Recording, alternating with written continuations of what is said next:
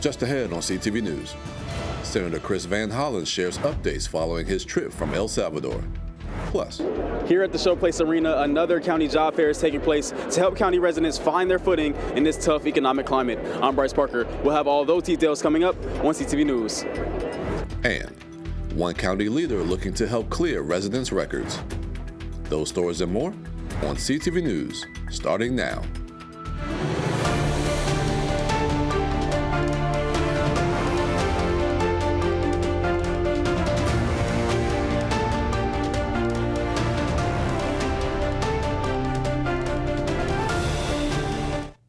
Good evening. This is CTV News for April 17th. I'm Michaela Newton. Thanks so much for joining us. Well, topping our news tonight, a Maryland senator is making headlines abroad. Senator Chris Van Hollen is in El Salvador advocating for the release of Kilmar Abrego Garcia. CTV's Noel James leads us off. Democratic Senator Chris Van Hollen traveled to El Salvador to push for the release of Kilmar Abrego Garcia. Garcia, a Maryland resident, was deported last month despite a court order preventing his deportation. Van Hollen called his removal illegal. The Trump administration has admitted in a federal court in the United States that they had erroneously abducted Kilmar Abrego Garcia. Now, CTV has learned that Van Hollen spoke with Salvadoran officials, including Vice President Felix Ulloa, to push for Garcia's release, but he was not allowed to see Garcia due to security concerns. Yesterday, when I met with the Vice President of El Salvador, I asked him not to be complicit in the Trump administration's law-breaking and to release Mr. Abrego Garcia. While Democrats are supporting Van Hollen, both President Trump and Salvadoran President Nayib Bukele said last week that they have no basis to send Garcia back, despite a unanimous Supreme Court ruling calling on the Trump administration to facilitate his return. How can I return him to the United States? Like I smuggle him into the United States, or what do I do? Of course, I'm not going to do it. The White House insists Garcia has ties to MS-13, an international criminal gang, but his attorneys say the government has provided no evidence of that. In fact, the judge in the case has said they've not provided substantial or any significant evidence to back up their claim. Garcia remains detained in the Terrorism Confinement Center, a notorious gang prison in El Salvador. Noel James, CTV News. Meanwhile, a federal judge is finding probable cause to hold the Trump administration in criminal contempt of court. U.S. District Judge James Boasberg warned he could seek official prosecution for violating his orders last month to turn around planes carrying deportees to an El Salvador prison. Boasberg accuses administration officials of rushing deportees out of the country under the Alien Enemies Act last month. The administration says it plans to appeal. And thousands of living immigrants, some flagged on watch lists or with criminal records, were mistakenly marked as dead by the Social Security Administration last week. It was part of a Trump-era directive aimed at tightening immigration rules. A spokesperson for Trump called it a promise kept, but immigrant advocates say it sets a chilling precedent. The move could block these individuals from using their Social Security numbers, making it hard to access banks, get jobs, or collect benefits. Some may even be forced to leave the country if they can't support themselves. And Governor Wes Moore's push to reform Maryland's wealth transform tax dies in the General Assembly. Moore had a proposal this legislative session to end the state's two taxes on the transfer of wealth after death.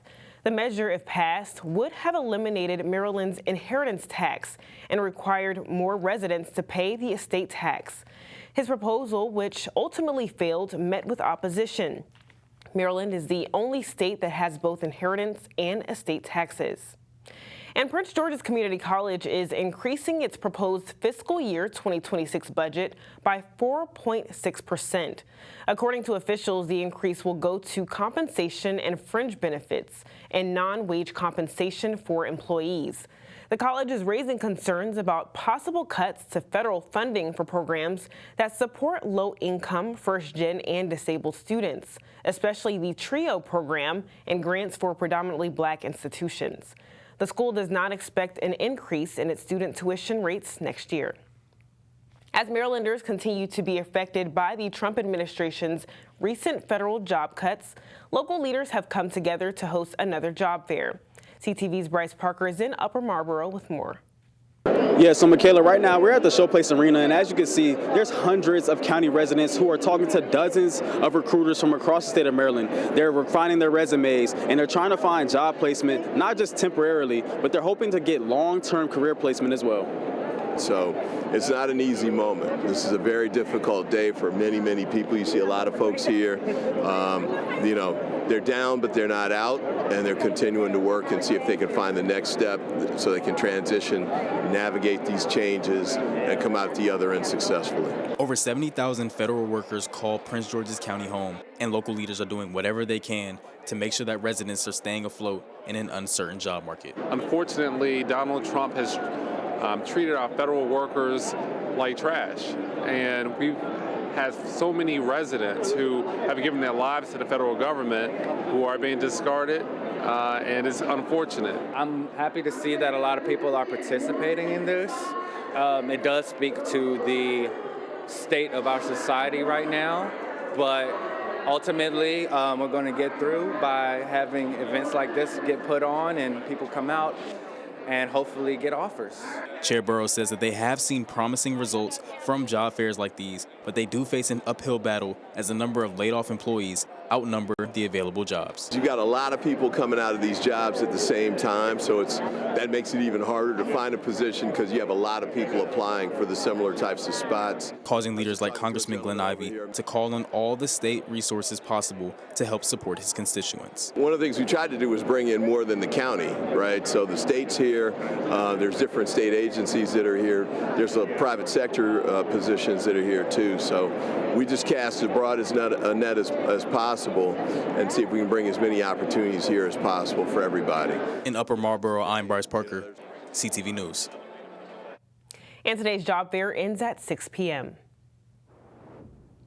You're watching CTV News. I'm Michaela Newton. Still to come, the battle for the Commanders playground continues. The future of the Washington Commanders remaining in Prince George's just doesn't look good. But what would happen to this facility if the Commanders decide to pack up and head back to D.C.? I'm Katara Jones. I'll have all those details coming up on CTV News.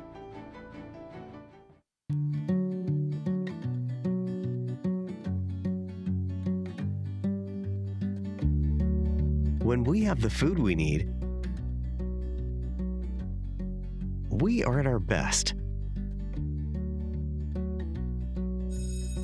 We push further. We rise higher. We unlock our full potential. When we are at our best, we have more to offer the world around us.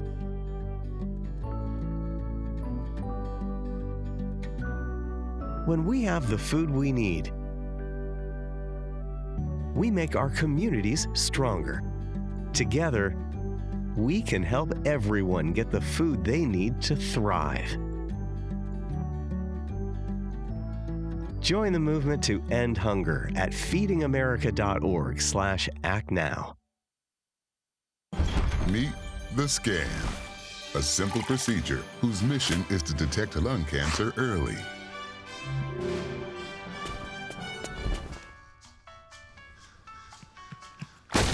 I'm here to save you. But I feel fine. That's great, but you may still be at high risk for lung cancer. Oh man, that's a new fence. If you smoke, early detection could save your life. Learn more at savedbythescan.org. We're with Bridget, whose husband won't be home for months, and whose daughter is due any day. We're with Mike, who's leaving home to protect his family and yours. Thanks to your donations, we're with all service members and their families who need community, connection, and maybe a bit of magic. Are you with them?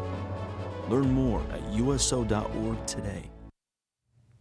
Welcome back. Need a fresh start? Prince George's County is offering a big opportunity to help clear your record and path forward.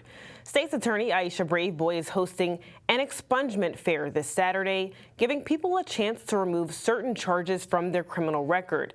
Legal experts will be on site to review eligibility, discuss options, and even file paperwork on the spot, all for free. Generally, all misdemeanors pretty much are expungible, and some nonviolent felony charges are expungible. If you question whether or not your charge is expungible, you can come to the fair and ask the question. You know, we're happy to work with our residents in any way. Now, the one to let people know is that we are the state of Maryland, not Washington, D.C. or Virginia.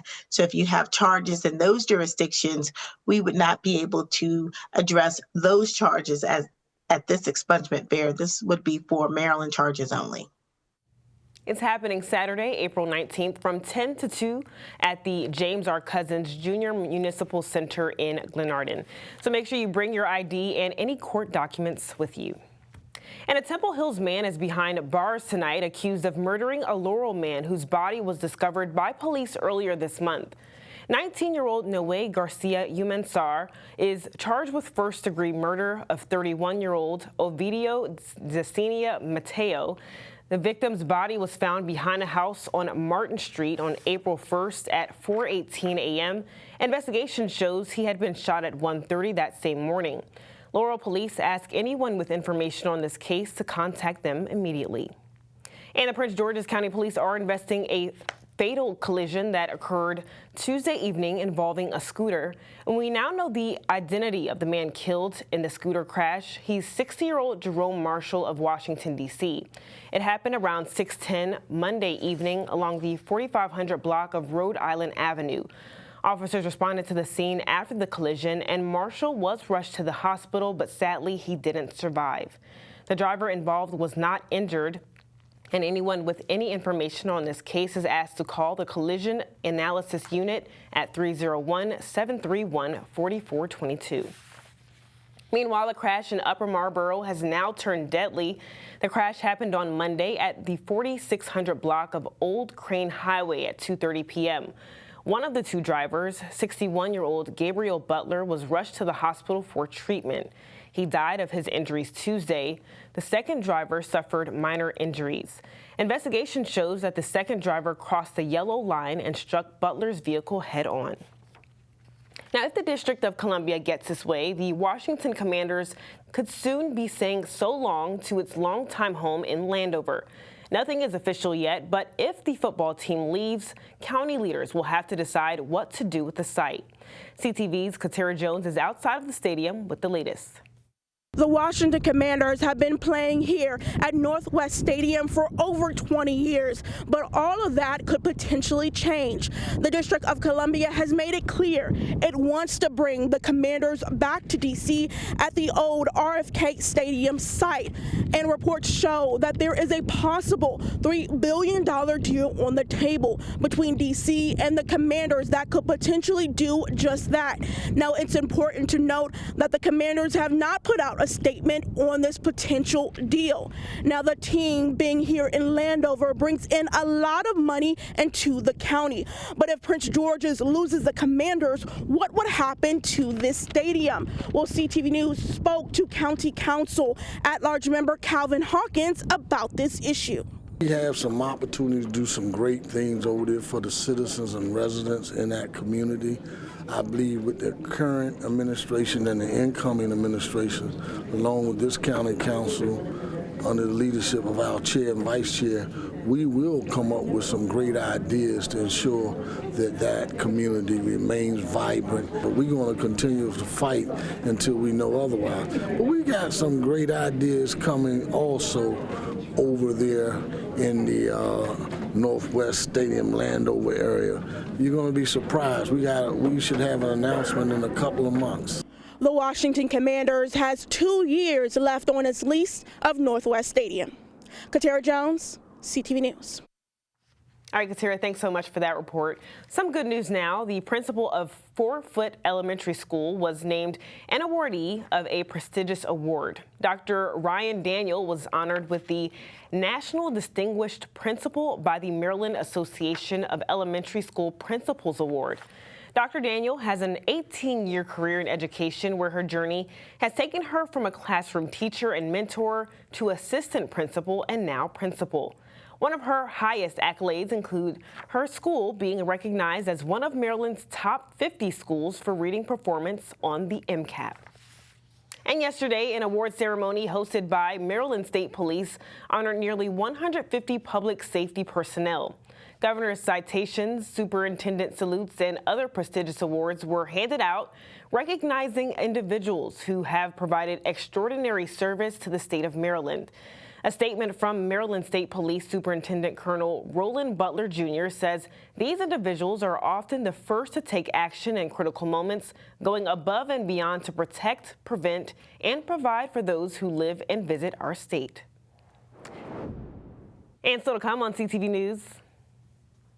Hey, we have a fashion show, a birthday celebration, and so much more around town. What's the Move is up next. Stay right there. My name's Stacy, I'm 57, and I was adopted in 2020. We were adopted in 2019. And we were adopted in 2021. We had a house, and it sounds crazy, but it wasn't a home. The one thing that Jake and Emma brought is it became a home. When I met Dakota, he had just turned 14. You weren't there for the first this and the first that. I missed the first words, but we got a lot of other firsts. Watching her say, oh my God, I cannot believe I got my license. And she's like, I passed. And I'm like, girl. See them grow. It is. They chose to love us. They didn't have to. They chose us. Family. You and you. Kids in the middle. What I thought was a complete life was nowhere near complete, but it is now. Learn about adopting a teen from foster care. You can't imagine the reward. Visit adoptuskids.org. Got one of these hanging on the wall? You're qualified. One of these? You're qualified too. Love a good checklist? Qualified. Qualified. Qualified. Yep, qualified. Because if you know how to put up anything in your home, you're qualified to save lives by installing free smoke alarms in your community. Go to soundthealarm.org to find a volunteer event near you.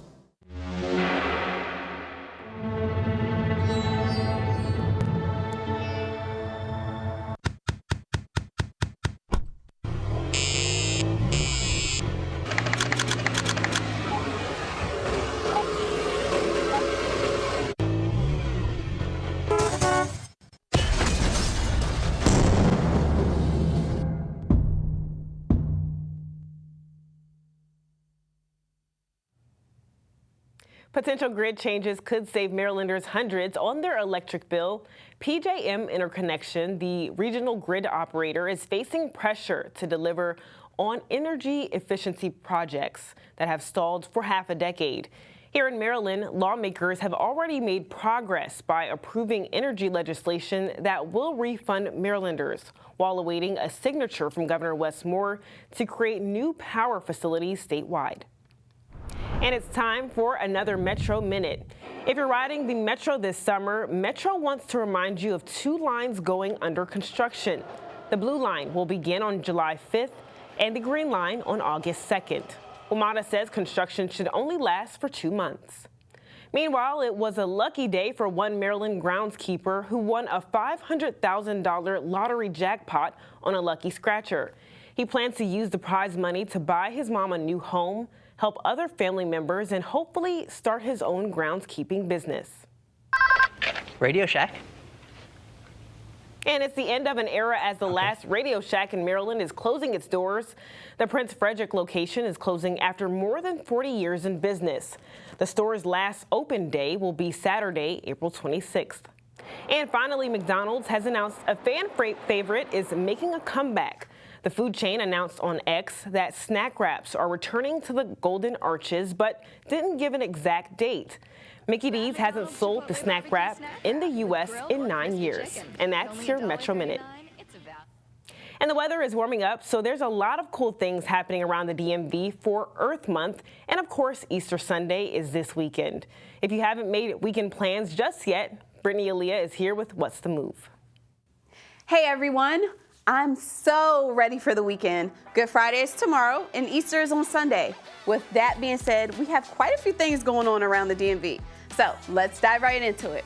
All right, if you're into fashion and not to mention the color pink like me, it's my favorite color, then you're in for a real treat this weekend because Pink on the Pier is happening this Saturday. Basically, you're stepping into fashion down on the waterfront at the National Harbor. They're literally transforming the Freedom Pier into a stunning pink runway show featuring talented designers, models, and stylists. Oh, but it's not just a typical runway show. It's a huge celebration of style, culture, and fashion from the US to Japan. So make sure you wear pink and head down there. It starts at 4 p.m. And today I'm not wearing pink, I'm actually wearing green because, fun fact, April is Earth Month. And of course, this is a month-long celebration where the globe can reflect on the importance of our planet and take action to protect it. What better way to celebrate than to plant trees? Well, you can surely do that on Saturday at the Arbor Day celebration and tree planting at the University Hills Duck Pond in Hyattsville. Now, there are no specific skills or tools required. Just show up as a volunteer. They'll provide you with everything, so don't worry, you're fine. It starts at 8 a.m., so come on out, bring the entire family, and make a difference for our planet. Now, if you're into the arts, the Folger Shakespeare Library is throwing a huge birthday party, free for all ages, to celebrate the one and only William Shakespeare's birthday. This is a huge event, guys, with free cupcakes, a puppet show, a dancing and sword fighting demonstration, and so much more. Doors open at 11 a.m. and it's going to be a great time to celebrate this iconic poet. And to wrap things up and give you a little wind down event, literally. This is for all my wine drinkers out there. Uncork DC is back for their second annual wine festival at Nats Park. Whether you want to do general admission or VIP admission, it's simply your choice. But regardless, you get to sip and swirl over 100 wines and bubblies from across the globe. That sounds like a good time. There's also going to be local food trucks, live music, and entertainment. Come raise a glass and toast to this beautiful weekend ahead. So, if you're out and about or maybe doing some egg hunting, I'm wishing you all a very happy Easter, and I'll see you here again next week on What's the Move. Have a good one.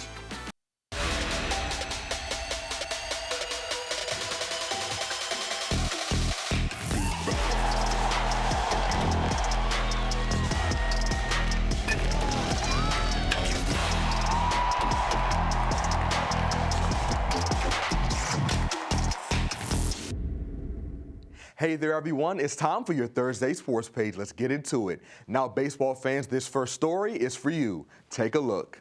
The Bowie High School baseball squad looked to keep their undefeated streak alive yesterday afternoon as they took on South River. In the first inning, the Bulldogs struck first thanks to this nice swing from Jack Young to get an RBI. Bowie made some plays on the defensive end during the inning as well, like this Bulldogs infielder throwing the ball to first and getting one of the Seahawks 3 outs. Eventually, South River's offense began to come alive in the fourth inning thanks to this hit from a Seahawks player to right field that turned into an RBI. And soon after, South River got on the board again as this hit, this time to left field from catcher David Morris, brought his teammate home and added another run to the Seahawks total. And the blue and white continued to run up the score, and the Bulldogs weren't able to recover, losing their first game of the season 14-1. Moving on to Terp sports news, another football player is on the move as linebacker Caleb Wheaton has entered the transfer portal. Last season for the Terps, Wheaton recorded a team-high 4 sacks, along with 42 tackles and 7 tackles for loss. He also started in all 11 games he played as a junior. The Virginia native is the second linebacker to enter the transfer portal, behind Kellen Wyatt. And in Terps Hoops news, the women's basketball squad has added some talent as Slovenian guard Leah Bartolome is joining the team. Since 2019, the 19-year-old has played in the Women's Adriatic Basketball Association. And this past season, she averaged 13 points, 6 rebounds, and 7 assists per game with Sinkarna Selje. Bartolome comes to College Park with a strong resume, winning multiple Slovenian League championships. And wrapping up sports, the Washington Capitals will suit up for their final game of the regular season tonight. The Caps will take the ice against the Pittsburgh Penguins at 7 o'clock. And that is your Thursday sports page. Simon Buggs, CTV Sports. Back to you, Michaela. All right, Simon, thanks so much. Let's get a look at our 3-day weather forecast. Tonight will be cloudy out. If you have plans this weekend, you're in luck. The weather is going to be nice. Tomorrow it's going to be partly sunny with the high of 77. Saturday is going to feel like summer. It'll be mostly sunny with the high of 85. And Easter Sunday will be mostly cloudy with the high of 79 and a low of 56. And finally, for our community calendar, tomorrow is the deadline for the City of Bowie's Nature's Palette art exhibit.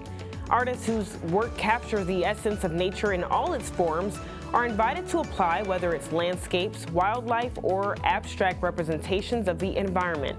To apply and submit your work, visit cityofbowie.org/art gallery. But for more details, call 301-809-3068. And that's all the time we have for CTV News. Thanks so much for joining us. We'll see you again tomorrow. Have a good night.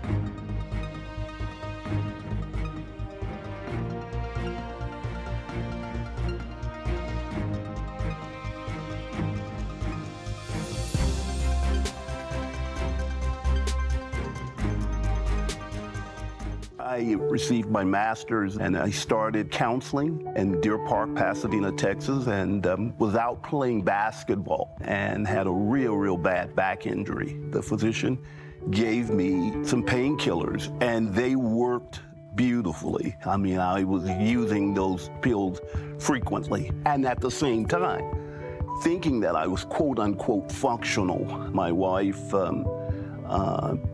starts saying to me, look, Robert, the pills are destroying our family. Can I stop real quick?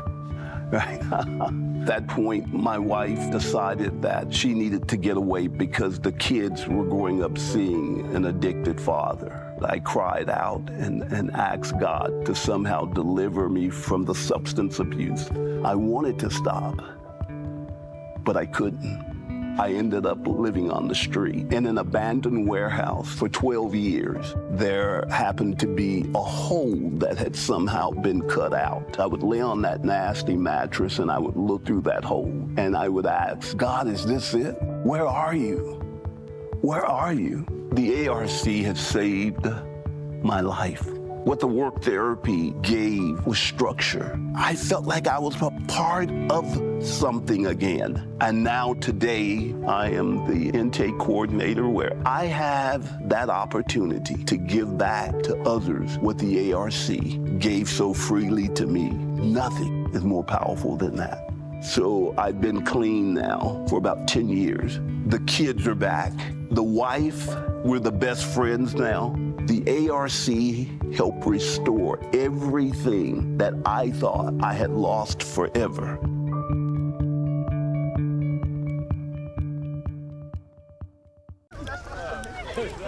Your life sounds pretty great. Don't let a buzz ruin it. Buzz driving is drunk driving.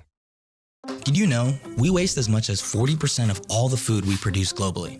You might be thinking, hey, I don't waste food, I eat my leftovers. But did you know you might be part of the 75% of Americans who think they waste less than they actually do? Americans toss out more than $382 billion worth of food annually, costing an average family of 4 at least $1,500 each year. And your bank account isn't the only thing that's taking a hit. Did you know some of the biggest impacts of food waste occur before the food even hits your plate? Each year, millions of acres of wildlife habitat are plowed over, and billions of gallons of water are guzzled up to meet production demands for food that never gets eaten. But did you know there are simple things you can do to reduce all this waste? Eating leftovers is great, but things like donating surplus food within your community and better understanding food date labels can have an even bigger impact. And spread the word that food should never be trash. Visit us at wwf.earth/food waste